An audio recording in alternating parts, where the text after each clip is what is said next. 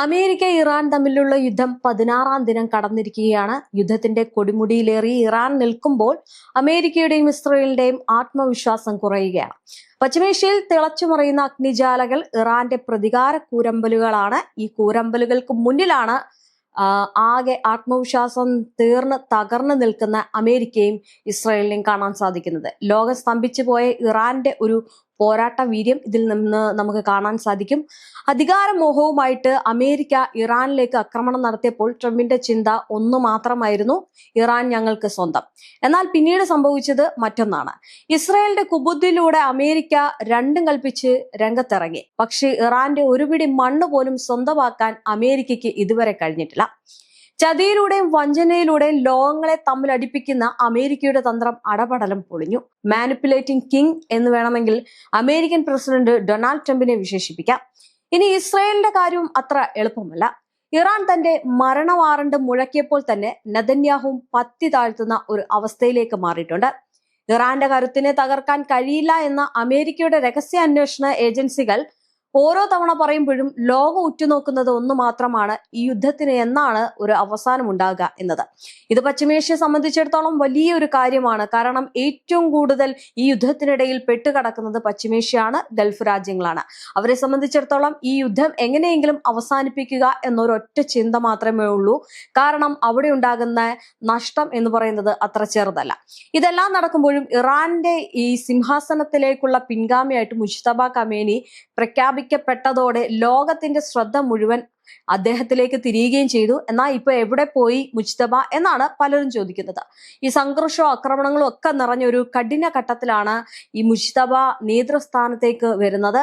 അതുകൊണ്ട് തന്നെ സുരക്ഷാ കാരണങ്ങളാൽ അദ്ദേഹം പൊതുജനങ്ങൾക്ക് മുന്നിൽ പ്രത്യക്ഷപ്പെടാതെ തുടരുകയാണെന്നാണ് ഇറാന്റെ വാദം.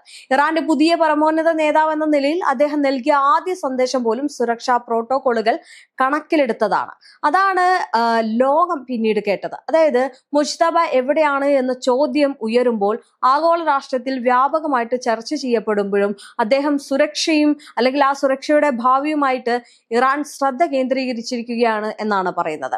എന്തെന്നാൽ ഇറാന്റെ എണ്ണ കേന്ദ്രങ്ങൾ അമേരിക്കയും ഇസ്രയേലും ആക്രമിച്ചതോടെ കാര്യങ്ങൾ കൈവിടുന്ന രീതിയിലേക്ക് മാറി.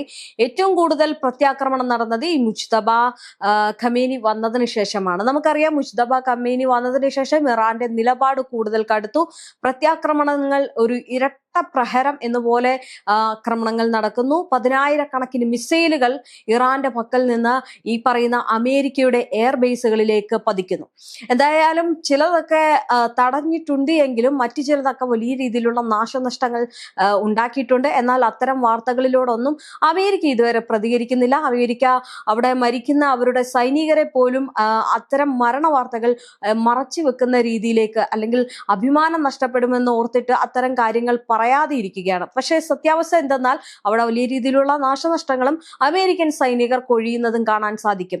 കഴിഞ്ഞ ദിവസം ഈ ഖാർഖെ ദ്വീപ് ആക്രമണം നടത്തിയിട്ട് അമേരിക്ക എന്തുകൊണ്ടാണ് സൈനികരെ വിന്യസിക്കാൻ കാരണം എന്ന് ചോദിച്ചാൽ ഭയം കൊണ്ട് തന്നെയാണ്. കാരണം ഒന്ന് നോക്കിക്കേ, ഇറാന്റെ അത്രയും വിലപിടിപ്പുള്ളൊരു ദ്വീപ്, അതായത് ഇറാന്റെ ഏറ്റവും കൂടുതൽ ഈ എണ്ണ അല്ലെങ്കിൽ ഈ പറയുന്ന വലിയ രീതിയിലുള്ള സമ്പദ് വ്യവസ്ഥയുടെ ഒരു കൂന, അല്ലെങ്കിൽ ആ ഒരു സ്ഥലത്തേക്ക് ഈ അമേരിക്ക ഒരു ആക്രമണം നടത്തുമ്പോൾ അത് ഇറാനെ സംബന്ധിച്ചിടത്തോളം അത്ര ചെറിയ കാര്യമൊന്നുമല്ല. ഇറാനെ സംബന്ധിച്ചിടത്തോളം ഒരു ആക്രമണവും ചെറുതല്ല.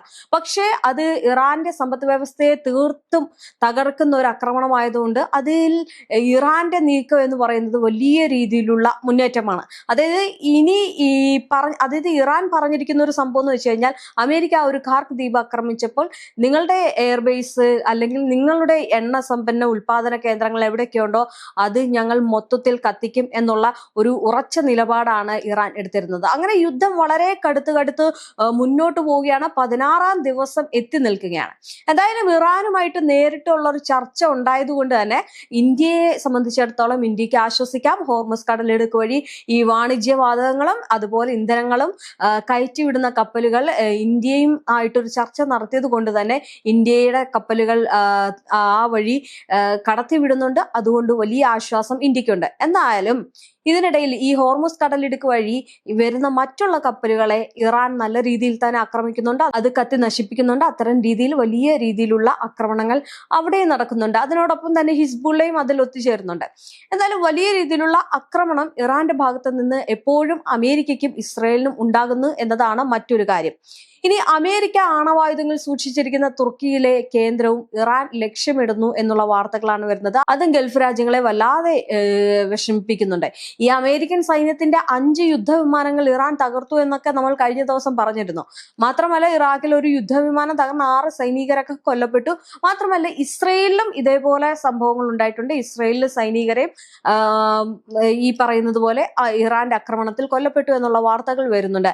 പക്ഷെ ഇതൊക്കെ വരുമ്പോഴും ഇതൊന്നും അതിനെ അംഗീകരിക്കാനോ അല്ലെങ്കിൽ അതിനെപ്പറ്റി പറയാനോ ഈ പറയുന്ന ബെഞ്ചമിൻ നെതന്യാഹു അല്ലെങ്കിൽ ഈ അമേരിക്കൻ പ്രസിഡന്റ് ഡൊണാൾഡ് ട്രംപോ അതിനെതിരെ ഒരു മറുപടി പറയാനോ അല്ലെങ്കിൽ അത്തരം കാര്യങ്ങൾ വിശദീകരിക്കാനോ രംഗത്ത് വരുന്നില്ല.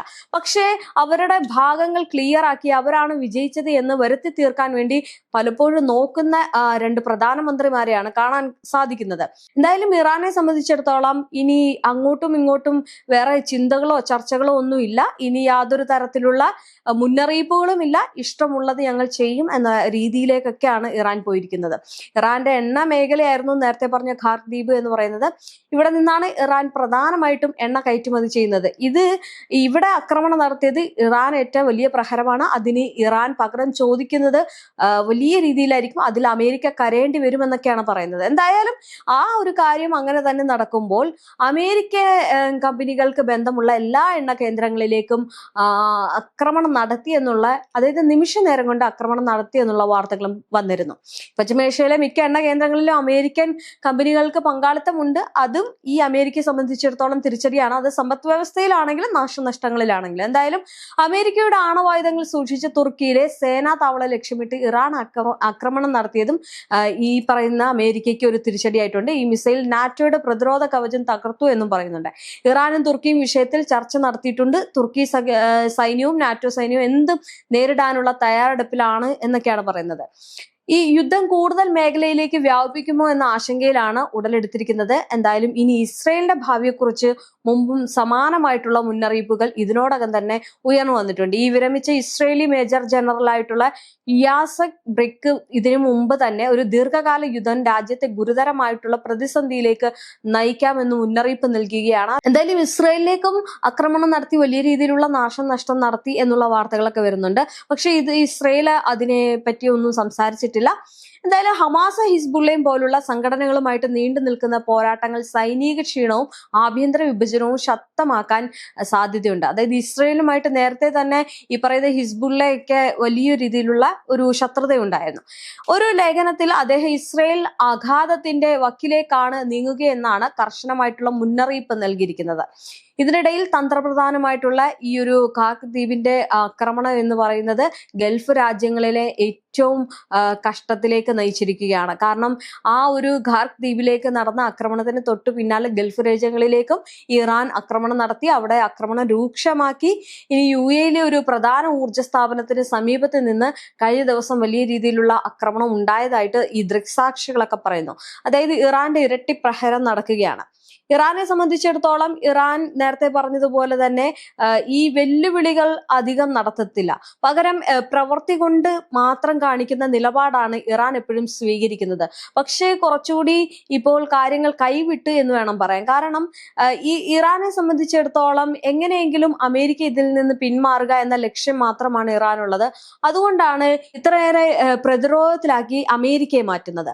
എന്തായാലും ഈ ഒരു സംഭവങ്ങളൊക്കെ നടക്കുമ്പോഴും UAE മലയാളികളെ ജയിലിൽ അടയ്ക്കുന്നു എന്നുള്ള വാർത്തകളൊക്കെ വരികയാണ്. അതായത് മലയാളികൾ ജയിലിലേക്ക് പോകുന്നു, അവരവിടെ വ്യാജ പ്രചാരണങ്ങളൊക്കെ ഉണ്ടാക്കുന്നു, യുദ്ധത്തിന്റെ വീഡിയോകളൊക്കെ പങ്കുവെക്കുന്നു എന്നുള്ള വാർത്തകളൊക്കെ കൊണ്ട് മലയാളികളെ കൂട്ടത്തോടെ ജയിലിലേക്ക് ആക്കുന്നു എന്നുള്ള വാർത്തകളൊക്കെ വരുന്നുണ്ട്.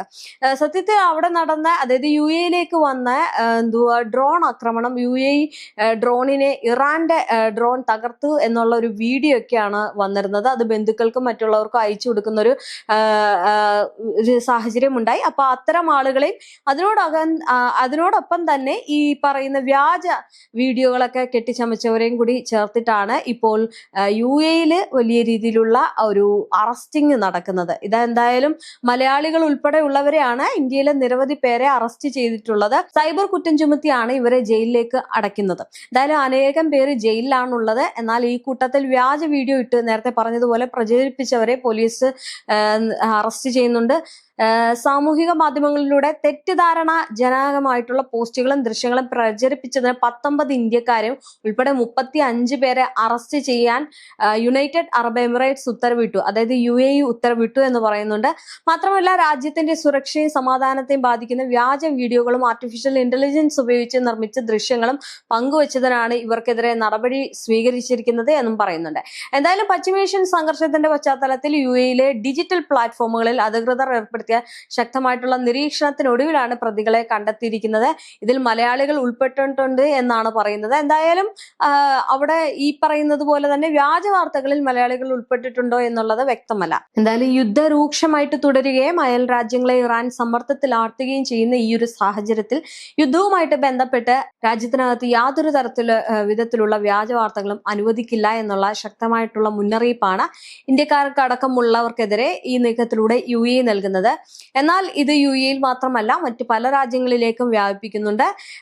ഇതെല്ലാം നടക്കുമ്പോഴും ഇറാന്റെ ഭാഗത്തു നിന്നുണ്ടാകുന്ന ആക്രമണങ്ങൾ അത്ര ചെറുതല്ല. നേരത്തെ പറഞ്ഞതുപോലെ തന്നെ ഘട്ടം ഘട്ടമായിട്ട് ഇറാൻ നടത്തുന്ന പോരാട്ടത്തിൽ പുതിയ അത്യാധുനിക മിസൈലുകൾ വരുന്നതും അമേരിക്കയും ഇസ്രായേലിനെയും ഭീതിയിലാഴ്ത്തുകയും ചെയ്യുന്നത് വലിയ രീതിയിലുള്ള ഒരു പ്രശ്നത്തിലേക്ക് നയിക്കുകയാണ്. എന്തായാലും യുദ്ധം എന്ന് അവസാനിക്കും എന്നുള്ളൊരു ചോദ്യമാണ് ഈ പറയുന്നത് പോലെ തന്നെ ഈ വിദഗ്ധർ ഉൾപ്പെടെയുള്ളവർ ചൂണ്ടിക്കാണിക്കുന്നത്.